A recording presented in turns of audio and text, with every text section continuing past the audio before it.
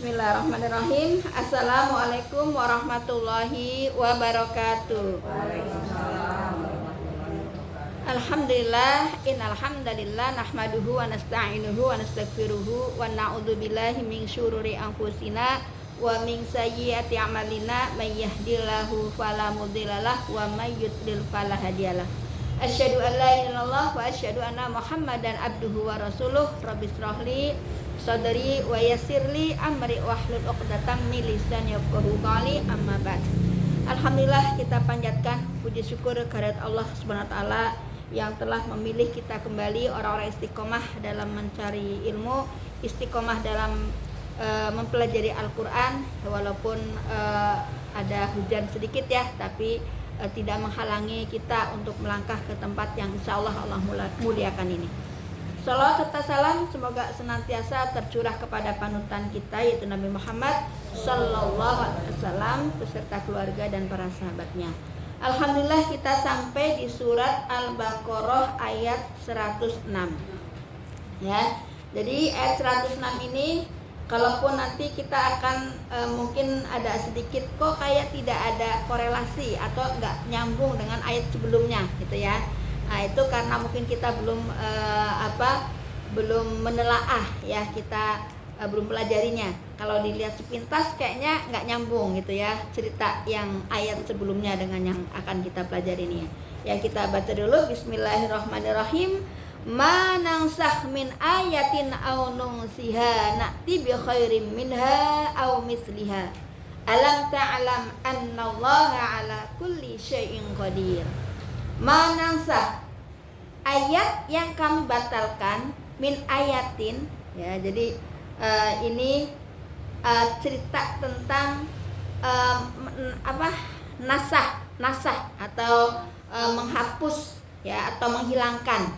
Manansah min ayatin, ayat-ayat yang kami batalkan, au nusiha na'ti bi khairin minha, atau kami hilangkan dari ingatan, pasti kami ganti bi khairin minha, dengan yang lebih baik, au misliha, atau yang sebanding dengannya.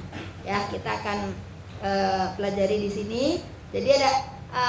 Jadi dalam istilah kalau kita belajar umul Quran atau kita belajar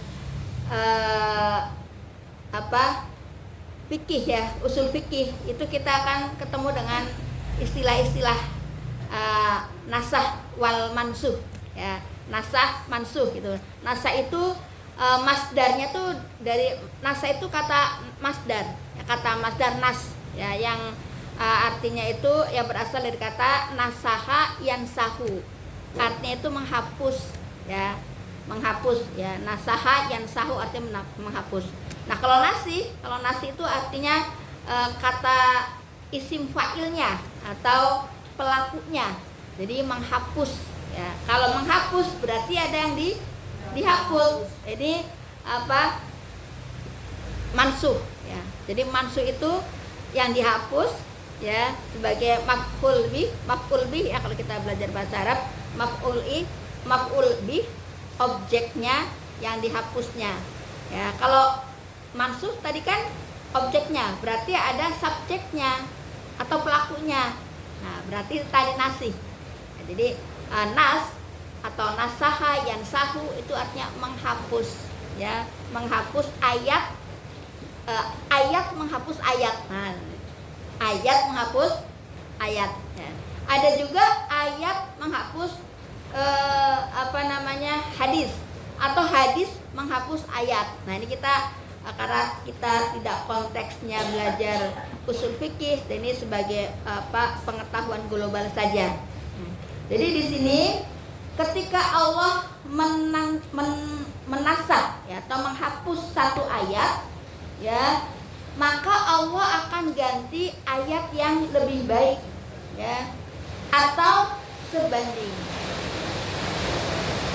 Nah, ini contohnya apa? Misalnya kita di surat Al-Baqarah ayat 240 ya, coba dilihat ayat 240 surat Al-Baqarah. Ya, ini contoh ayat yang dinasah, ya, dinasah atau dihapus. Padahal kalau menurut urutan turunnya ayat ini lebih awal turunnya 240, yaitu tentang idahnya seorang yang ditinggal wafat oleh suaminya. Di situ disebutkan 1 tahun. Nah, coba yang sudah ketemu ada, ya, ya, di situ disebutkan di ayat 240 ya. Walladzina yutawaffawna minkum wa yadharuna azwajan wasiyatan li azwajihim mata'an ilal haul. Nah, ilal hauli ghairu ikhraj. Ya. Dan orang-orang yang akan mati di antara kamu wa yadharuna azwaja, dan meninggalkan istri-istri, wasiatan li azwajihim, hendaklah membuat wasiat untuk istri-istrinya, mata'an, yaitu nafkah ilal haul, nah, selama setahun, tanpa mengeluarkannya dari rumah. Ya, jadi ini contoh dalil yang dinasah atau dihapus. Ya, jadi ayatnya masih ada tapi hukumnya tidak berlaku. Nah, diganti dengan yang baik, lebih baik. Nah, kita lihat di surat Al-Baqarah juga ayat 234. Walladzina yatawaffawna minkum wa yazaruna azwajan yatarabbasna bi anfusihinna arba'ata ashhurin wa asyra. Nah, itu. Ya, jadi ini ayat 240-nya yang dinasah, yang dihapus hukumnya. Tapi ayatnya tidak dihilangkan, masih ada kan? Nah, dinasah atau dihapus oleh ayat 234. Walladzina yatawaffawna minkum wa yadharuna azwajan yatarabbasna bi anfusihinna arba'ata asyra. Ya. Jadi di sini lebih baik lagi, cuma 4 bulan 10 hari, ya. Jadi masa idahnya 4 bulan 10 hari. Kan lebih baik kan, kalau 1 tahun gimana kondisinya? Ya kan? Ya. Jadi inilah Allah itu memberikan hukuman, memberikan tuntunan itu memang bertahap gitu, ya. Karena sebelum Islam datang, ya, masa idahnya orang jahiliyah itu suka-suka mereka gitu. Ya, kadang perempuan yang ditinggal mati oleh suaminya itu diperlakukan terlalu ekstrim gitu. Bahkan ditempatkan di tempat yang gelap, nggak boleh terlihat oleh laki-laki asing gitu. Nah, ini menghapus budaya-budaya jahiliyah. Terus ada juga di ayat lain, ya, ketika Allah belum menurunkan ayat tentang berkiblat ke Mekah, yaitu di surat Al-Baqarah juga, ya. Dia ayat 144. Ya, ini kita ambil contoh-contoh nasah, ya. Nah, sebelum turun ayat ini, sholatnya itu menghadapnya ke Baitul Maqdis, ya kan? Jadi kurang lebih antara 16 atau 17 bulan awal-awal hijrah di Madinah, itu kiblatnya adalah ke Baitul Maqdis. Ya, tetapi ini menjadikan bahan olok-olokan bagi orang-orang kafir, ya, menilai bahwa nih, lihat, Muhammad katanya ajarannya baru, Muhammad katanya ajarannya sempurna, kok sholatnya masih ngadepnya ke kita. Nah, seperti itu. Ya, maka di ayat 144 qad nara taqallub wajhika fas apa tuh? Qad nara taqallub wajhika fas sama, ya. Jadi pada saat itu Rasul sampai sholatnya menghadapnya ke langit, ya. Karena tadi kalau menghadap ke Baitul Maqdis jadi rolokan gitu kan. Falayan niyannahum di ayat 144. Falanayu apa tuh? Qad nara taqallub wajhika fis sama falanuwalliyannaka qiblatan tardaha fawalli wajhaka syatral masjidil haram. Ya, kalau dibawa buat sholat kayaknya lancar, tapi kalau sengaja. Ya, jadi qad nara taqalluba wajhika fis sama falanuwalliyannaka qiblatan tardaha fawalli wajhaka syatral masjidil haram. Nah, sebelum dalil ini turun atau ayat ini turun, Rasul itu sholatnya menghadap ke Baitul Maqdis. Nah, ini menjadi olok-olokan orang-orang kafir, ya, sehingga Rasul sampai sholatnya menghadapnya ke atas, gitu kan? Itu selama kurang lebih 16 sampai 17 bulan, ya, awal-awal dakwah Rasul, awal-awal Rasul hijrah di Madinah. Ya, nah ketika turun ayat ini, ya, bahwa liwat haka syatrul masjidil haram, maka hadapanlah wajahmu ke Masjidil Haram. Ya, jadi inilah beberapa contoh, ya, ayat-ayat yang dimansuh, ya, dan Allah ganti dengan yang lebih baik. Nah, jadi di sini Allah katakan ketika Allah menghapus satu ayat, ya, maka Allah ganti ayat yang lebih baik, atau di sini au misliha, atau yang sebanding dengannya. Ya, ternyata ini juga adalah satu bantahan, ya, terhadap orang-orang kafir, ya, yang mengatakan bahwa kok ajaran Islam kok, mohon maaf, mencela-mencela ini ke sini gitu, ya. Padahal kalau dirunut, ya, kalau menurut Imam Al-Qurtubi, peristiwa nasah ini sebenarnya sudah terjadi pada masa mereka, zaman Bani Israel itu sudah ada, ya, peristiwa nasah wal mansub tadi, ya. Tetapi ya mereka karena emang kedengkian dan sebagainya, gitu, ya. Contohnya misalnya bahkan dari zaman Nabi Adam, ya.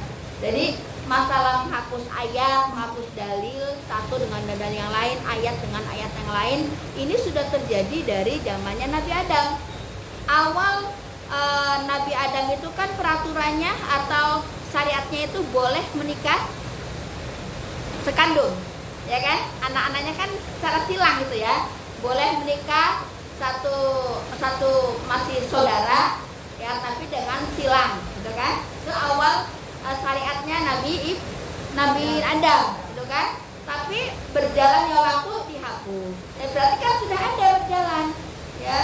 Terus setelah Nabi Adam turun ke bawah, Nabi Yunus, ya, ketika Nabi Yunus didatangkan banjir, ya, Allah memerintahkan atau mensyariatkan bolehnya makan semua binatang.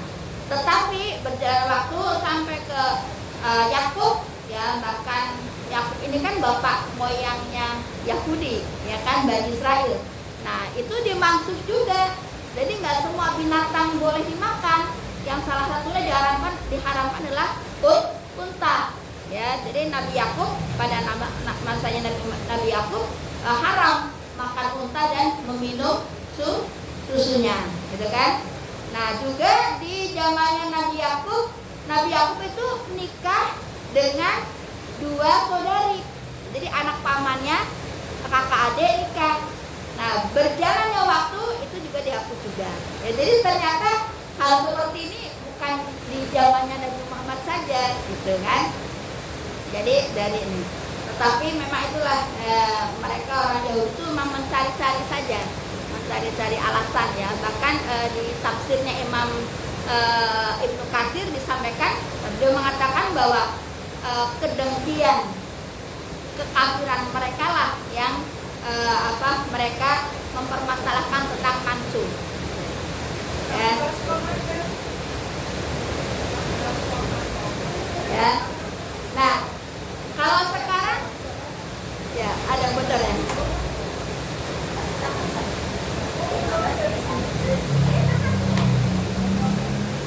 Geser aja, geser.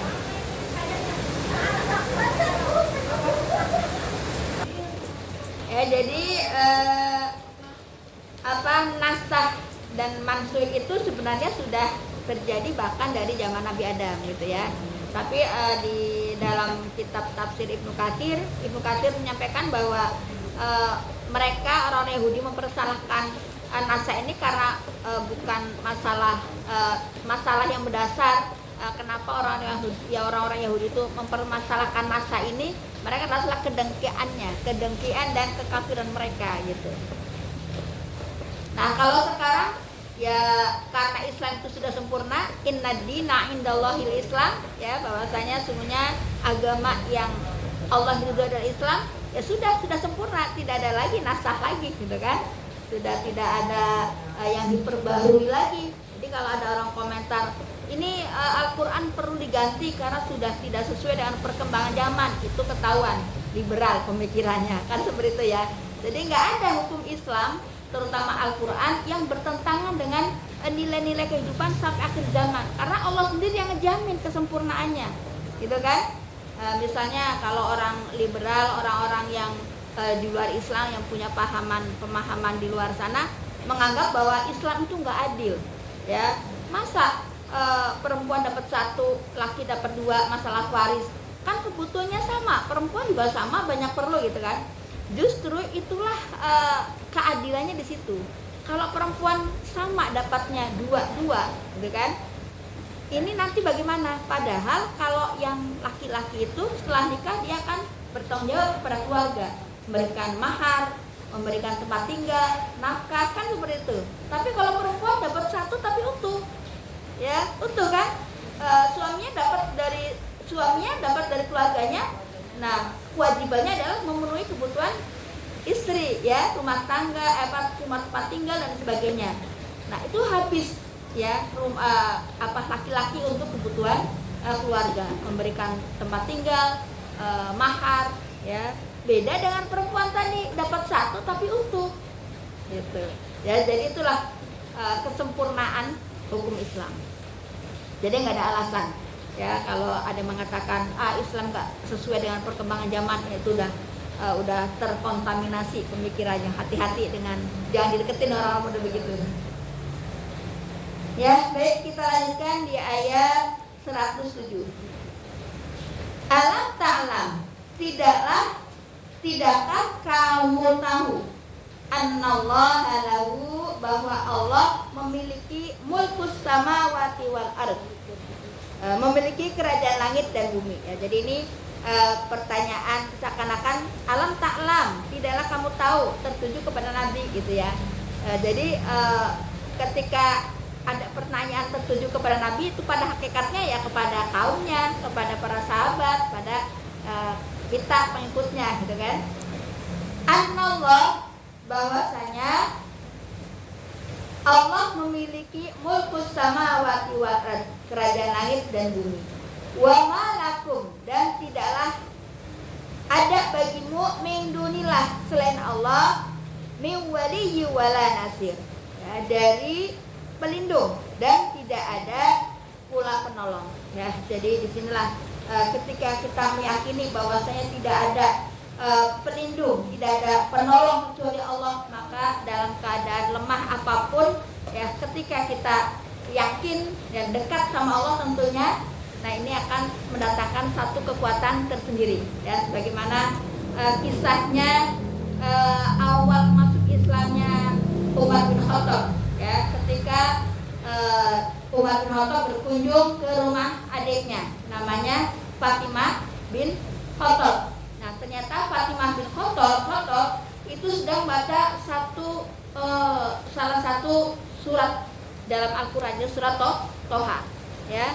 Nah, ketika masuk, saya ingin menyampaikan bahwa ketika kita dekat sama Allah, maka kekuatan itu ada. Karena apa? Allah lah pemilik kerajaan langit dan bumi ya. Sehingga ketika kita dalam keadaan lemah apapun, kalau kita dekat Allah, maka sungguh Allah lah pemilik kerajaan itu, sehingga kita merasa kuat ya. Jadi ketika Umar bin Khattab datang ke adiknya yaitu Fatimah bin Khattab yang pada saat itu sedang baca Al-Quran yaitu surat Toha, itu marahnya kayak marah ya. Umar bin Khattab marah ya, direbutnya lah, ditinju gitu kan. Said ya suaminya dulu, Saidnya dipukul, jatuh, lalu dipukul juga adiknya Fatimah bin Khattab dan jatuh dan berdarah. Tapi ketika melihat posisi Fatimah yang lemah, wanita jatuh berdarah, tapi apa yang dikatakan Fatimah kepada Umar bin Khattab? Yang Umar bin Khattab ini kan pegulat, ya, pegulat badannya kita bisa ngebayangin gitu kan, seorang pegulat ninju perempuan sampai jatuh berdarah. Dan di dalam ceritanya itu Umar bin Khattab itu termasuk orang pemenang setiap tahun juara bertahan ya, juara bertahan lomba gulat. Jadi setiap tahun di pasar Ukaz dekat pasar Mekah, di Mekah itu ada pasar namanya Ukaz. Itu di situ suka ngadain lomba tinju, lomba tarung gitu, pegulat. Nah ini Umar bin Khattab itu setiap tahun juara gitu. Kita nggak bisa membayangin kan seorang petinju ya juara bertahan meninju perempuan lemah ya. Tapi apa, ketika dalam keadaan berdarah jatuh dengan tatapan wajah menatap si Umar bin Khattab mengatakan, ini najis bagi kamu karena kau masih kafir, jangan memegang Al-Quran ya. Sampai Umar, tapi nggak langsung berceritanya setelah masuk Islam, bahwasanya ketika adiknya ngomong seperti itu seakan-akan tidak ada kekuatan ya, tidak ada kekuatan bagi Umar yang padahal dia adalah seorang petinju ya, secara fisiknya besar. Tapi Fatimah yang dalam keadaan terjatuh berdarah, tapi karena dekat kepada Allah, dia berani mengatakan dengan menatap wajah Umar bin Khattab yang bengis dan mengatakan, ini najis buat kamu ya, tidak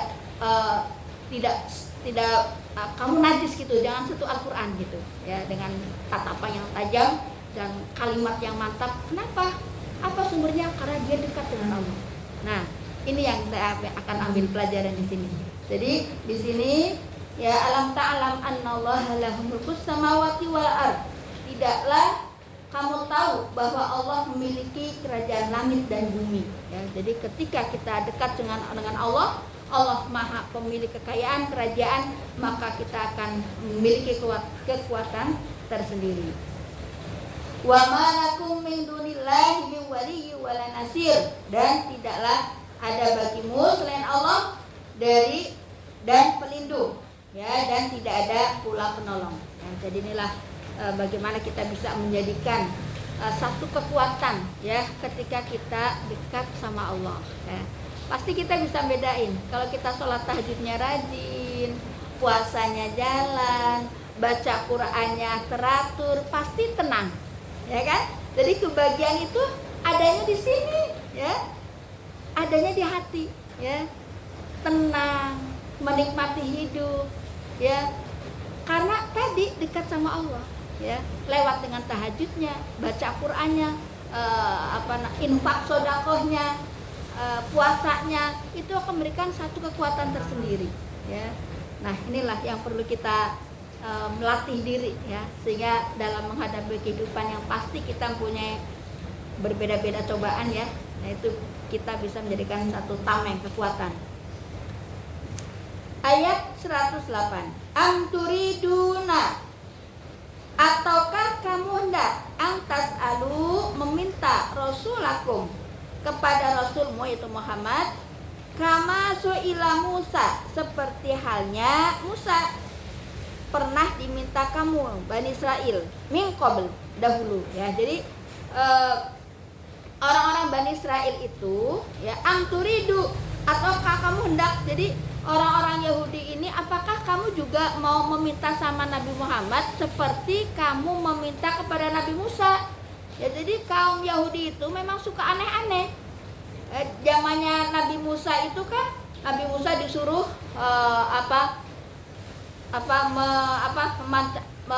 memukul batu ya, memukul batu, yang batu itu memancarkan 12 mata air gitu kan. Terus juga Nabi Musa disuruh meminta kepada Allah, suruh menurunkan hidangan dari langit ya. Jadi ini ditujukan kepada Yahudi atau Nasrani atau Bani Israel yang hidup pada zaman Nabi Muhammad ya. Jadi apakah kamu orang Bani Israel pada zaman Nabi Muhammad akan meminta Nabi Muhammad menurunkan ya sesuatu ya sebagaimana kamu minta ya nenek moyang kamu ya keturunan kamu meminta sama Nabi Musa untuk menurunkan makanan dari langit, ya Allah meminta kepada Allah, atau meminta hal-hal yang mereka juga pasti walaupun Nabi mampu melakukan itu pasti dia nggak beriman, jadi akal-akalan saja gitu ya. Nah ada tafsir mengatakan bahwa ayat ini turun ketika orang-orang Bani Israel itu meminta Nabi Muhammad untuk menjadikannya Bukit Safa menjadi gunung emas. Jadi meminta ya Nabi Muhammad, kalau kamu bisa merubah ya Bukit Safa jadi emas, nanti saya akan beriman. Saya percaya bahwa kamu adalah utusan Allah. Tapi akal-akalan juga gitu kan. Ujungnya pasti ya walaupun Allah dengan izin Allah mampu merubah gunung Uhud Bukit Safa menjadi emas, tapi itu tidak menjadikannya dia beriman gitu. Kan memang karakternya dari dulu kan seperti itu.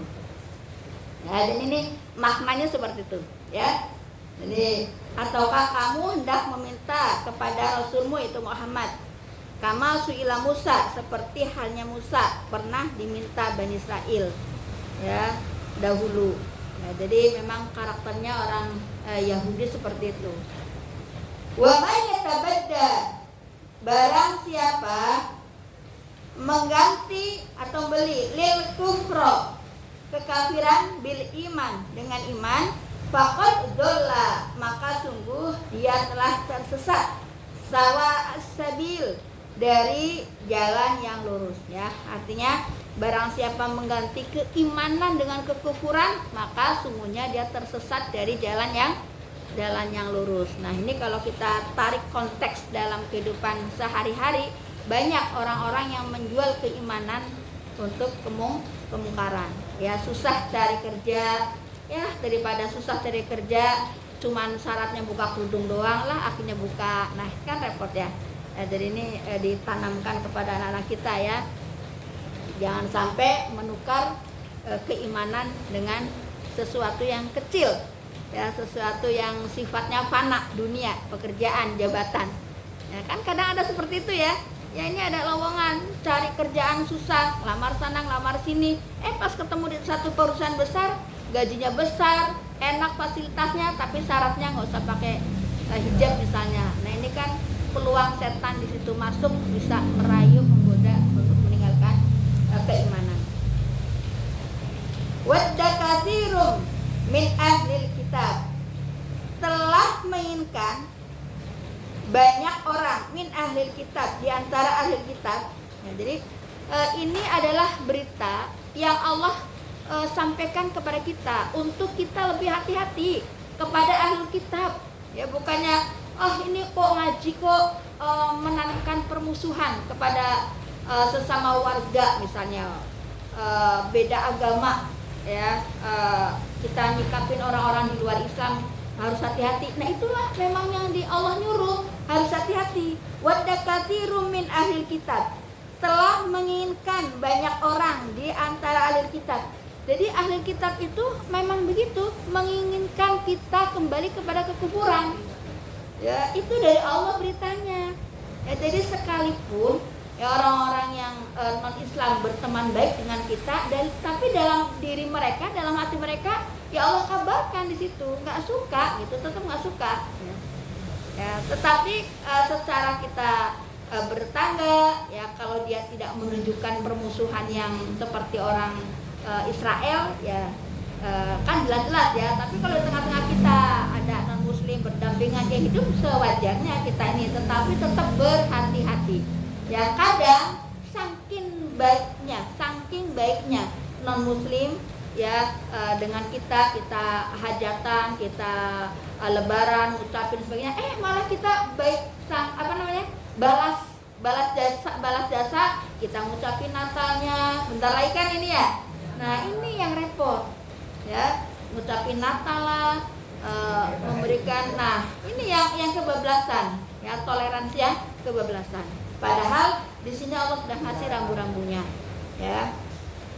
La yarudunakum, sekiranya mereka dapat mengembalikan kamu mim ba'di imanikum, setelah kamu beriman, kufaro, ya, menjadi kafir kembali. No, kalau ada kesempatan, kalau dia mau dan ada kesempatan, bisa saja dia berusaha untuk mengembalikan kita kepada kekafiran setelah keimanan. Kalau ada kekuatan, kalau ada, dia nggak berani aja karena nggak punya kekuatan. Tapi kalau udah punya kekuatan, aslinya muncul, gitu. Nggak suka. Nah, kenapa nggak sukanya? Hasadan min indi anfusihim, karena rasa dengki tuh. Nggak sukanya tuh karena memang dia kafir juga. Yang kedua, rasa dengki. Kenapa dengki? Dari dulu, ya, kebencian itu sudah ada dari nenek moyang mereka. Ya, mereka kan di Palestina. Dari Palestina menuju ke Madinah, menganggap akan datang, karena memang di kitab suci mereka dijelaskan, ya, akan datang nabi terakhir, ya, di Madinah akan datang. Mereka berduyun-duyun ke Madinah. Anggapan mereka nabi terakhir itu adalah dari golongan dia. Nah, inilah timbul ke hasadnya tadi, dengkinya tadi, ya, itu. Ya, dalam hasad atau kedengkian, rasa dengki dalam diri mereka. Mimba dima, setelah tabayyana lahumul haqq, jelas bagi mereka kebenaran, ya. Jadi ciri-ciri kenabian Nabi Muhammad sudah sama, ya, sesuai dengan yang diberitakan di kitab mereka, ya kan. Nah, mereka semakin tidak sukanya itu karena muncul rasa kedengkian, ya. Fa'fu, maka maafkanlah, wasfahu, dan berlapang dadalah. Nah, ini Allah ngasih pernyataan sikapnya kalau kamu menghadapi orang-orang Bani Israel yang modelnya seperti itu. Kata Allah, fa'fu, maka maafkanlah, wasfahu, dan berlapang dadalah. Artinya ini dibiarkan saja, gitu, nggak usah diurusin, gitu, biarkan saja. Sampai kapan? Sampai ya Allah bi amri, sampai Allah memberikan perintahnya, itu perintah untuk memang perang, memerangi mereka, gitu.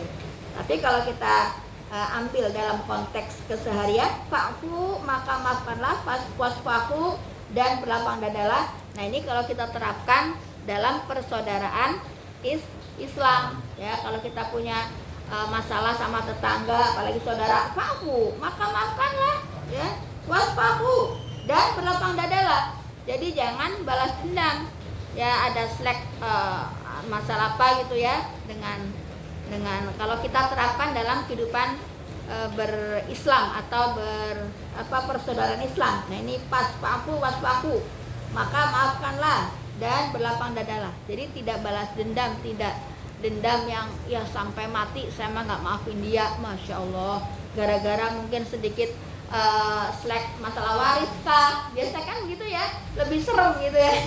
Lebih ekstrim, ya, permusuhan disebabkan masalah waris gitu, ya, selamanya nggak teguran, naudzubillah min dzalik, padahal maka maafkanlah dan berlapang dadalah, gitu. Ya. Ya, jadi kalau yang masih ada itu, ya, disuruh baca ayat ini. Ya, jadi ini konteksnya dalam persaudaraan Islam, ya. Jadi maafkan saja, maka maafkanlah, dan berlapang dadalah. Itu perintah Allah dan Allah akan ganti, ya. Nah, tapi kalau konteksnya kepada orang-orang Bani Israel tadi, ya, artinya Rasul suruh membiarkan saja, nggak usah diurusin. Sampai kapan? Hatta ya Allah bi amri, sampai Allah memberikan perintahnya. Perintahnya apa? Ya, untuk kalau perang, ya perang, ya, gitu. Innallaha, sesungguhnya, ala kulli syai'in qadir, atas segala sesuatu maha kuasa. Ya, jadi Allah berkuasa atas segala sesuatu, ya. Baik Allah tadi mau menasahkan satu hukum, satu ayat diganti ayat lain, itu terserah Allah saja, gitu kan. Tidak ada urusan dengan makhluknya, gitu. Ya, jadi Allah, sungguh Allah di atas segala sesuatu maha kuasa. ya, tidak ada urusan dengan orang-orang Bani Israel yang komplain kok ini hukumnya diganti ini. Nggak ada urusan. Allah Maha Kuasa atas segala sesuatu. Kalau Allah menghendaki, suka-suka Allah kan begitu kan. Wa aqimus shalah, dan laksanakan sholat, wa atuz zakah, dan tunaikanlah zakat. Nah, ini menurut mufasir bahwasanya perintah ini adalah tentunya untuk para sahabat Nabi ya, karena kalau untuk orang Bani Israel kan nggak mungkin karena dia tidak beriman gitu kan. Wa aqimus sholata wa atuz zakah, dan laksanakanlah sholat, wa atuz zakah, dan tunaikanlah zakat.